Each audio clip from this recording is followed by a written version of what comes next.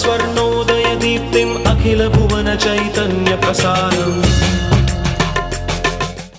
నమస్కారం, మన ధర్మం కార్యక్రమానికి స్వాగతం. ఇవాళ మన ధర్మం కార్యక్రమంలో మన ధర్మ సందేహాలను నివృత్తి చేసేందుకు మనతో పాటు ఉన్నారు ప్రముఖ ఆధ్యాత్మికవేత్త బ్రహ్మశ్రీ గడ్డమనుగు రామకృష్ణమూర్తి గారు. గురుగారు నమస్కారం. ఓం శ్రీమాత్రే నమః. గురుగారు, గణపతిని షోడశ గణపతి అని, అలాగే 32 గణపతి స్వరూపాలుగా, అలాగే 108 గణపతి స్వరూపాలుగా ఆరాధిస్తూ ఉంటారు కదా, ఇది శాస్త్రీయమేనా? అసలు గణపతి ఎన్ని స్వరూపాలు ఉన్నాయి? దైవాధీనం జగత్ సర్వం, మంత్రాధీనంతు దేవత. అసలు దేవత అంటే ఏమిటి, మంత్రం అంటే ఏమిటో తెలుసుకోవాలి. ఈ సకల చరాచర సృష్టి దేవతల ఆధీనంలో ఉంది. ఆ దేవతలు మంత్రానికి పట్టుబడతారు.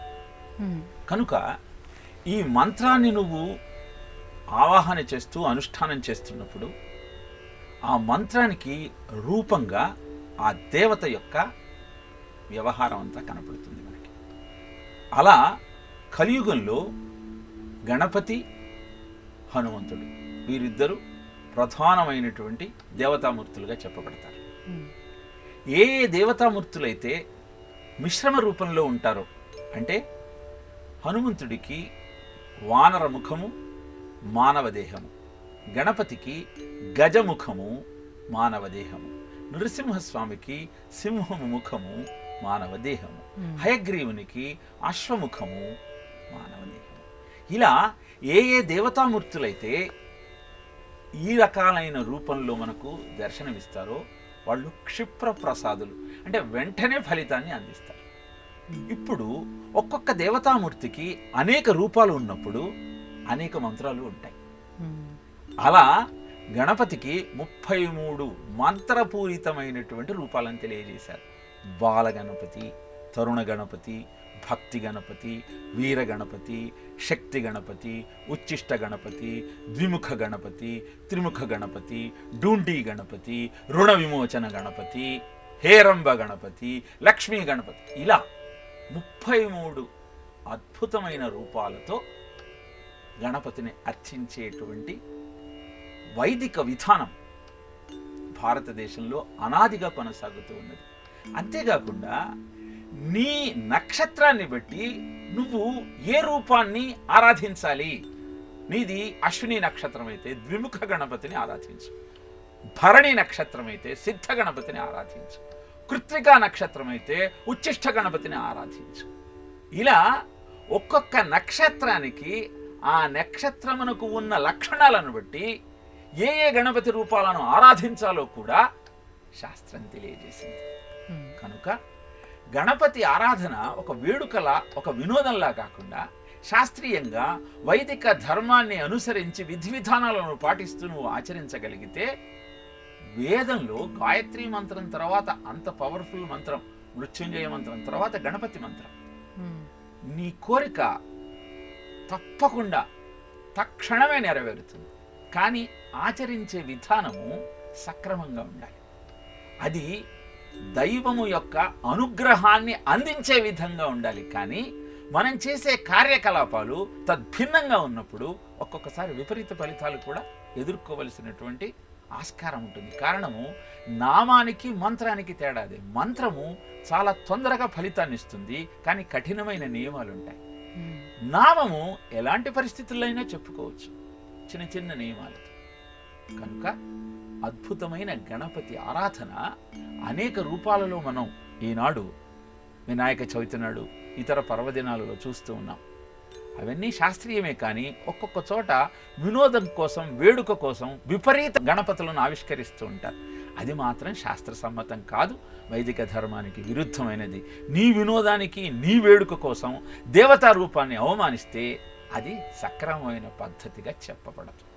గురుగారు, శ్రీమన్నారాయణుడిని మనం కేశవ అనే నామంతో వ్యవహరిస్తూ ఉంటాం కదా, ఈ కేశవ నామానికి ఉన్నటువంటి ప్రశస్తి ఏమిటో తెలియజేస్తారా?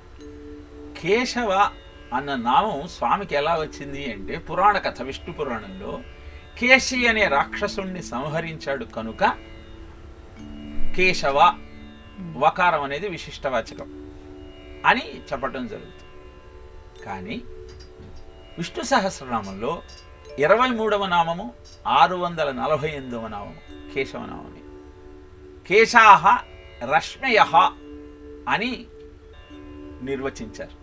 అంటే అర్థము, ఆయన కేశములన్నీ రశ్మయ, కిరణములు, కాంతిని ప్రసాదించేవి.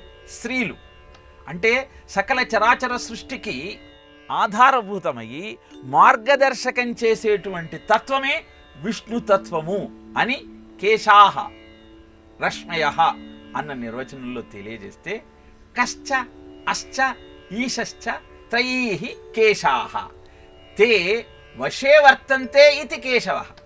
క అంటే బ్రహ్మ, ఆ అంటే విష్ణువు, ఈశ అంటే ఈశ్వరుడు. ఈ ముగ్గురు ఏ పరమాత్మ యొక్క అనుజ్ఞతో ప్రవర్తిస్తూ ఉంటారో, ఈ ముగ్గురికి మూలమెవ్వరో ఆయన కేశవ. కం అంటే సుఖం అనే అర్థం ఉంది.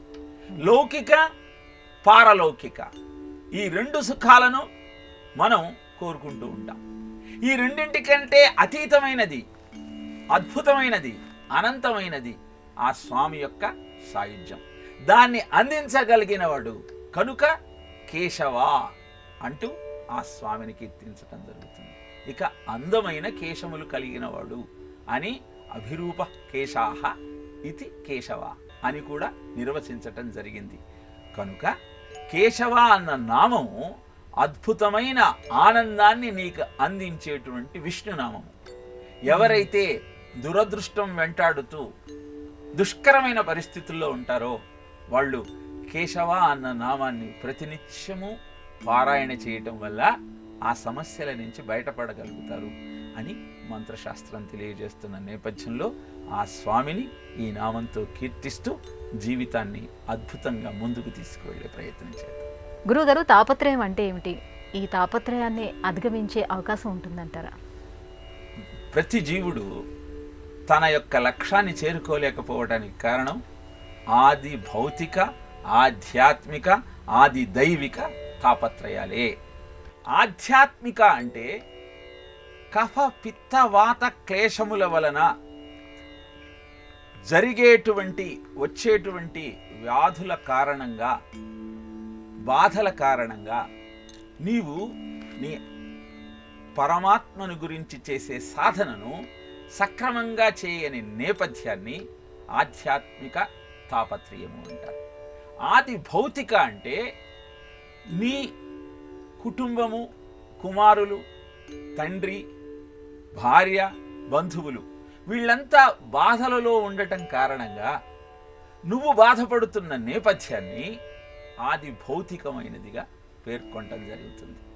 ఇక ఆది దైవిక అంటే ఈ ప్రపంచంలో వచ్చేటువంటి ఉత్పాతాలు, భూకంపం కావచ్చు, కరోనా కావచ్చు, సునామీ కావచ్చు, ఇతరములైనటువంటి అనేకమైన దైవ ప్రేరితమైనటువంటి కారణాల వల్ల నువ్వు బాధపడుతూ వాటితో నీకు సంబంధం లేకపోయినా వాటి బాధ్యత నువ్వు స్వీకరిస్తూ వాటి కారణంగా నీ సాధనను నువ్వు సక్రమంగా నెరవేర్తించనటువంటి తత్వాన్ని ఆది దైవిక తాపత్రయము అంటారు. ఇక సంసార జిమూత సంఘంబు విచుని చక్రిదస్య ప్రభంజనము లేక తాపత్రయాభీల దావాగ్నులారుని విష్ణు సేవామృత పుష్టి లేక అంటాడు భాగవతంలో. మనకు ఈ తాపత్రయములు అనేటువంటి బాధలు, తాపము అంటే వేడి, దానివల్ల వచ్చేటువంటి బాధ నుంచి బయటపడాలి అంటే ఆ స్వామిని కీర్తించటం ఒక్కటే మార్గము. ఈ వేడిని ఆర్పాలి అంటే తాపత్రయాభీల దావాగ్ని ఆరాలంటే విష్ణు సేవ అమృత వృష్టి కొరవాలి. అంటే ఆయన నామంలోని, ఆయన రూపంలోని, ఆయన చరిత్రలోని మాధుర్యాన్ని నువ్వు ఆస్వాదిస్తూ ఆయనను ఆశ్రయిస్తే వీటి నుంచి నువ్వు బయటపడవచ్చు. అదే తాపత్రయము అని మాటిమాటికి మనం అనేటువంటి మాటలోని ఆంతర్యం. మనకు తెలియకుండానే చాలాసార్లు మనం చాలా అద్భుతంగా మాట్లాడుతూ ఉంటాం. దాని అర్థం కూడా అవబద్ధం చేసుకొని జీవితానికి అన్వయించుకొని ఆచరించగలిగితే అది నీకు శ్రేయస్సును అందజేస్తుంది. మనిషిలో మానవత్వంతో పాటుగా దైవీ గుణాలు కూడా ఉంటాయంటారు కదా, ఏమిటి ఆ దైవీ గుణాలు? అభయం సత్వ సంశుద్ధి, ధ్యాన యోగ వ్యవస్థితి, దానం దమశ్చ యజ్ఞశ్చ స్వాధ్యాయస్తపార్జవం అహింసా సత్యమక్రోధః త్యాగాచ్ఛాంతిరపైషునం దయాభూతేష్వలో లుప్త్వం మార్ద్రవం హ్రీరచాపలం తేజక్షమా ధృతిః శౌచం అద్రోహో న అతిమానితా భవంతి సంపదం దైవీం అభిజాతోసి భారత అంటూ భగవద్గీత దైవాసుర సంపద్ విభాగ యోగంలో 26 దైవీ లక్షణాలను కృష్ణుడు అర్జునుడికి తెలియజేశాడు. వాటిల్లో కొన్నైనా మనం ఆపాదించుకొని ఆచరించగలిగితే, మనలో ఉన్న ఆ దైవీ గుణములను పెంపొందించుకోగలిగితే జీవితం అద్భుతంగా ఉంటుంది. మొట్టమొదటి లక్షణం అభయం. ప్రతిదానికి భయమే.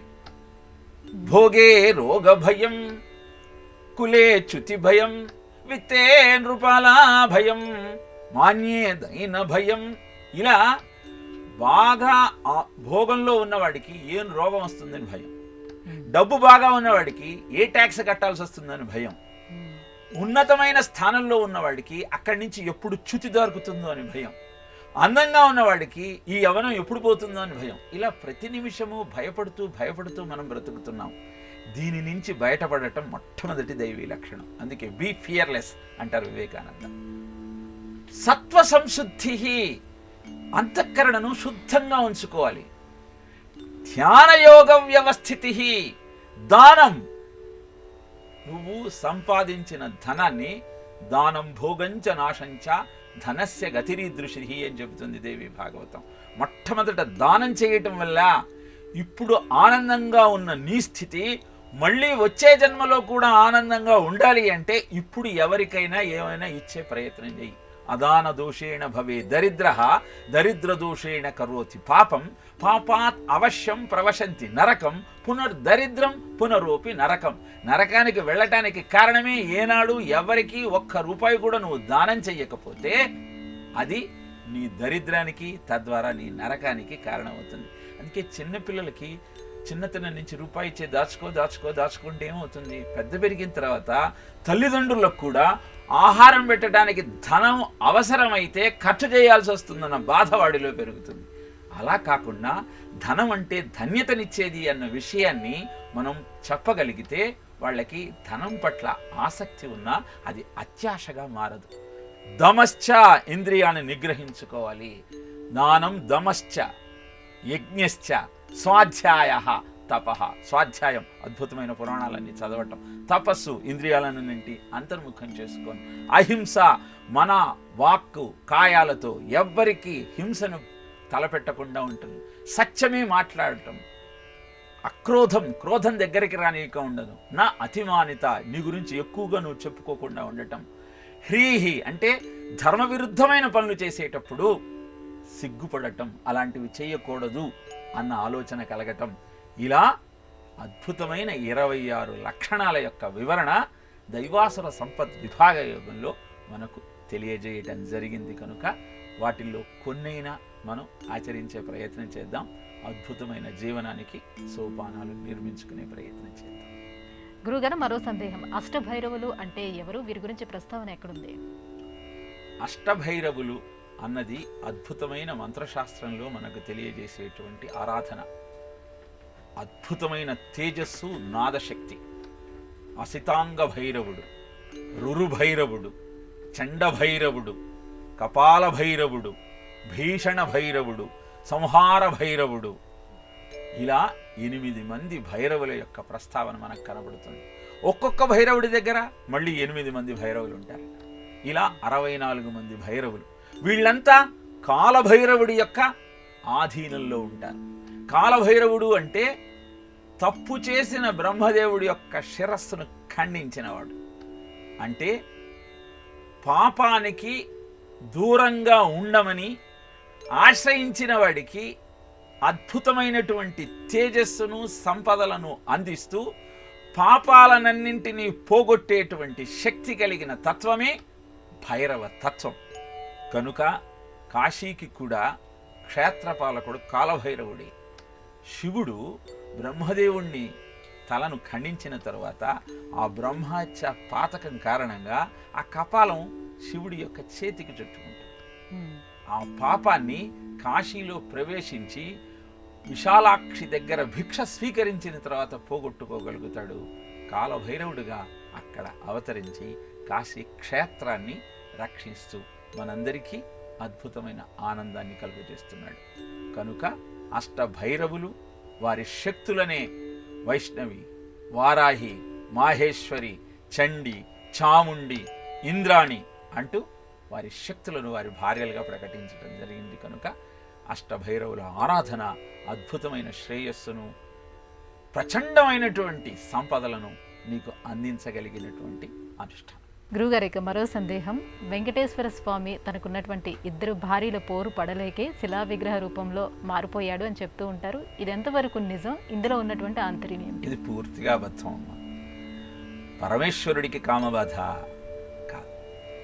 అసలు శిలారూపంలో ఆ స్వామి నిలబడటానికి వెంకటాచల మహత్యం ఒక అద్భుతమైన కథ చెప్పింది, ఒక వృత్తాంతం చెప్పింది. స్వామివారు వైకుంఠాన్ని వదిలి తిరుమల కొండ మీదికి వచ్చిన తరువాత ఆ వరాహ క్షేత్రంలో వరాహస్వామి యొక్క అనుమతి తీసుకొని అందరికీ కనపడుతూ కష్టాలు తీర్చేవాళ్ళు. ఎవరికి ఏ సమస్య వచ్చినా స్వామి దగ్గరికి వెళ్ళి నివేదన చేస్తే వెంటనే పరిష్కారం అయిపోతూ ఉండేది. అలా వ్యక్తుడై సమస్యలను పరిష్కరిస్తున్నటువంటి శ్రీనివాసుడిని ఆరాధిస్తూ తొండమాన్ చక్రవర్తి పరిపాలన చేయడం ప్రారంభించాడు. ఆ సమయంలో కృష్ణశర్మ అనే బ్రాహ్మణుడు తీర్థయాత్రలు చేయాలనుకొని తన భార్యను కుమారుణ్ణి ఇద్దరిని సంరక్షించాలి, అంటే ప్రభువే సరి అయినవాడు అన్న భావనతో తొండమాన్ చక్రవర్తి దగ్గరికి తీసుకొచ్చి 6 నెలలు ఇలా నేను పుణ్యతీర్థం కోసం సందర్శించడం కోసం వెళుతున్నాను, నా భార్యను కుమారుణ్ణి మీ సంరక్షణలో ఉంచుతున్నాను అంటే, అలాగే బ్రాహ్మణోత్తమ, మీరు నిస్సందేహంగా వెళ్ళండి, నీ కుటుంబాన్ని కాపాడే బాధ్యత నాది అని స్వీకరిస్తాడు తొండమాన్ చక్రవర్తి. వెంటనే మంత్రిని పిలిచి ఆదేశిస్తాడు, వీళ్లకు సరి అయిన సంరక్షణ ఏర్పాటు చేయమని. మంత్రి సైన్యాధికారికి చెప్తాడు, సైన్యాధికారి భటుడికి చెప్తాడు. ఆ సైన్యాధికారి ఆదేశం మేరకు భటుడు వాళ్లకు ఆశ్రయాన్ని కల్పించి 6 నెలలకు కావలసిన అపరాలన్నింటినీ అందించి నిష్క్రమిస్తాడు. రాజు సంరక్షణలో కుటుంబాన్ని ఉంచానన్న నమ్మకంతో కృష్ణశర్మ తీర్థయాత్రలను కొనసాగిస్తాడు 6 నెలల తర్వాత కూడా. అద్భుతమైన క్షేత్రాలని చూస్తూ ఉన్న ఆనందంలో సమయాన్ని గమనించకుండా అలా చాలా కాలం తీర్థయాత్రలు చేసి దాదాపు 1 సంవత్సరం తర్వాత తిరిగి తొండమాన్ చక్రవర్తి దగ్గరికి వచ్చి, నా కుటుంబం ఎక్కడుంది, నా భార్య, నా పిల్లలు ఎక్కడున్నారు అని. వెంటనే అప్పుడు గుర్తుకొస్తుంది, పని ఒత్తిడిలో ఆ విషయాన్ని మర్చిపోతాడు. వెంటనే మంత్రిని అడుగుతాడు, మంత్రి సైన్యాధిపతి భటుడిని అడుగుతాడు. అప్పుడు భటుడు పరిగెత్తి చూస్తే 6 నెలలకు కావలసిన అపరాలను మాత్రమే ఇచ్చాడు. కనుక ఆ తల్లి చిక్కి శల్యమై మరణిస్తుంది కుమారుడితో పాటు. భటుడు వచ్చి తొండమాన్ చక్రవర్తికి ఈ విషయం చెప్తాడు. వెంటనే తొండమాన్ చక్రవర్తి ఏం చేయాలో తెలియక కృష్ణశర్మను మరునాడు రమ్మంటూ ఆజ్ఞాపించి తాను వెంకటేశ్వర స్వామి దగ్గరికి పరిగెత్తుతాడు. వెళ్ళి విషయం చెబుతాడు, ఇలా అయింది, ఏం చేయాలి. వెంకటాచలము అనేకమైన పుణ్యతీర్థాలకు ఆలవాలం, కొన్ని కోట్ల పుణ్యతీర్థాలు ఉన్నాయి. ఇక్కడ ఉన్న ఒక పుణ్యతీర్థంలోని నీరు తీసుకుని వెళ్ళి ఆ శల్యములపై అభిషేకించు అని చెప్పగానే అస్థికలపై ఆ పుణ్యజలాన్ని చల్లగానే భార్య కుమారుడు ఇద్దరు పునరుజ్జీవులవుతారు. ఆ తీర్థానికి అందుకే అస్థిక తీర్థం అని పేరు వచ్చింది. ఎప్పుడైతే కుటుంబం తిరిగి పునరుజ్జీవితమైందో కృష్ణశర్మకు అప్పగించి తొండమాన్ చక్రవర్తి వెంకటేశ్వర స్వామి దగ్గరికి పరిగెత్తి, మీరు చేసినటువంటి మేలు నేను మర్చిపోలేను, అద్భుతమైనటువంటి ఆనందాన్ని నాకు కలుగజేశారు అంటే కీర్తించడం ప్రారంభిస్తాడు. అప్పుడు వెంకటేశ్వర స్వామి ఏమంటాడు అంటే, నేను నిరంతరము నీకు ప్రత్యక్షంగా కనపడి నీ సమస్యను తీరుస్తున్నానన్న నమ్మకంతో నీవు నీ ధర్మాన్ని తప్పి సంచరించావు, నీ బాధ్యతను విస్మరించావు. కనుక ఇక నుంచి నేను శిలారూపం దాలుస్తాను, నీకు కనపడను అంటూ శిలారూపం దాల్చాడు. శిలలో ఉన్న ఇప్పటికీ కొలిచిన వారికి కొంగు బంగారమై, తలచిన వారికి అడిగిన వల్ల ఇచ్చే అద్భుతమైన కలియుగ దైవం వెంకటేశ్వర స్వామి. కేవలం నీ బాధ్యత నీకు గుర్తు చేయటం కోసమే మౌనం దాల్చినాడు ఆ స్వామి. కనుక శిలారూపం ధరించటంలోని ఆంతర్యం ఏమిటి అంటే నీ ధర్మాన్ని నువ్వు తప్పకుండా నెరవేరిస్తే దైవం నీకు ఎప్పుడూ అనుకూలిస్తుంది అని తెలియజేయడమే అది కథ. అంతేగాని ఇద్దరు భార్యల పోరు పడలేక తాను శిలనైపోయాను అని ఎక్కడో చూసి ఎక్కడో విని నిర్ణయానికి రావటం మాత్రం సరికాదు. గురుగారు, సుందరకాండ సారాంశం మొత్తం కూడా ఒకే ఒక శ్లోకంలో ఉందని అంటారు కదా, ఏమిటి ఆ శ్లోకం మాకు తెలియజేస్తారా? ఏకశ్లోకి సుందరకాండ అంటారమ్మా. సుందరకాండ అద్భుతమైన మంత్రశాస్త్ర ప్రభావం కలిగినది. దాన్ని మొత్తం 68 సర్గలను పారాయణ చేయవచ్చు. సంగ్రహ సుందరకాండ అని ఒక్కొక్క సర్గ నుంచి ఒక్కొక్క శ్లోకం తీసుకొని 68 సర్గలకు 68 శ్లోకాలను సంగ్రహ సుందరకాండగా పారాయణ చేయవచ్చు. 68 శ్లోకాలు పారాయణ చేసేటువంటి సమయం లేదంటే ధృత్యా సాగర లంఘనం హనుమతో లంకామదోచ్చారణం తత్రా శోకవనే మార్గణం అథ శ్రీజానకి దర్శనం రామక్షేమ నివేదనం వనతరు ప్రధ్వంసనం సంయుగే రక్షసంహననం పురీ ప్రదహనం రామాయణే సుందరం అన్న అద్భుతమైన ఈ ఏకశ్లోకి సుందరకాండను ప్రతినిత్యము 108 సార్లు పారాయణ చేసి అరటిపండును నివేదన చేయగలిగితే సకల కార్యసిద్ధి జరుగుతుంది అని తెలియజేశారు. వింటున్న మనకు సందేహం కలుగుతుంది, ఒక్క శ్లోకాన్ని పారాయణ చేసినంత మాత్రాన సకల కార్యసిద్ధి ఎలా జరుగుతుంది అంటే దాంట్లో ఉన్న బీజాక్షరముల యొక్క విస్ఫోటనం జరిగినప్పుడు నీ ప్రారంధము అంతమై నీ కోరిక నెరవేరుతుంది అని మంత్రశాస్త్రం చెబుతుంది. కానీ దాని అర్థాన్ని గమనించినా మనకు ఈ సత్యం అవగతమవుతుంది. ధృత్యా సాగర లంఘనం, 100 యోజనాల సముద్రాన్ని ధృత్యా ఆత్మవిశ్వాసంతో దాటాడు హనుమంతుడు. అలానే 100 సంవత్సరాల జీవితాన్ని ఆత్మవిశ్వాసంతో ముందుకు సాగించాలన్నటువంటి లక్ష్యంతో నువ్వు ప్రారంభించి లంకామదోచ్చారణం, లంకా నగరానికి చేరగానే మొట్టమొదట లంకిణి యొక్క గర్వాన్ని అణిచి దానికి ముక్తి ప్రసాదించాడు.